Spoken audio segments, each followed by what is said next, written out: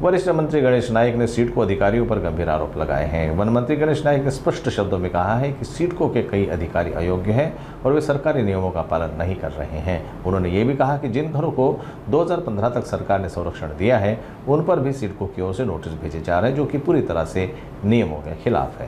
निवडणुकीचा आणि माझ्या जनता दरबाराचा काही संबंध नाही। तुम्हाला शंका वाटे माझ्या प्रयत्नाविषयी? बाब अशी आहे की हे सगळे प्रश्न मॅनमेड आहेत। माणसांनी स्वतःच्या स्वार्थाकरता किंवा आपल्या एकूण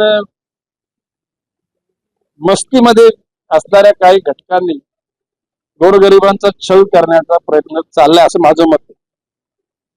शासनाचे कायदे, शासनाचे नियम हे शासनाचे अधिकारी काही ठिकाणी पाळत नाही, त्यांना त्याची जाणीव करून द्यायला मला भाग पडलेलं आहे।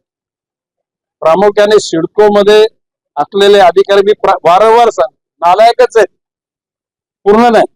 10% अधिकारी नालायक हे मी ऑन रेकॉर्ड बोलतोय। राज्य शासनाने ठरवलं 2015 पर्यंतच्या अनुकूल बांधकामाला अभय दिलेले असताना हे लोक ते तोडण्याचा प्रयत्न करतात। नियम असा निघालाय की सिडको गावठाणाच्या बाहेर नोड मध्ये त्या परिसरातील जी रिझर्व्ह प्राइस आहे त्या रिझर्व्ह प्राइसच्या 15% रक्कम जर सिडकोला भरली तर ती जागा त्या घटकाची होते। असे नियम असताना सुद्धा सिडकोचे अधिकारी लोकांना नोटिसा देऊन भयभीत करीत आहेत आणि त्याबरोबर महानगरपालिकेचे सुद्धा काही नालायक अधिकारी लोकांचे पाण्याचे कनेक्शन खंडित करीत आहेत।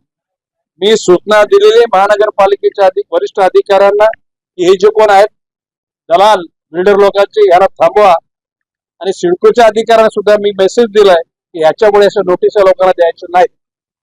एकूणच प्रशासकीय यंत्रणा 90% लोक अतिशय सकारात्मक काम करत जातात। तुम्हाला 11 वाजल्यापासून आता जवळजवळ 6 वाजले, म्हणजे 7 तास सगळी यंत्रणा आपल्या मनोभावे त्या ठिकाणी काम करायचा प्रयत्न करत आहेत, सगळे डिपार्टमेंट।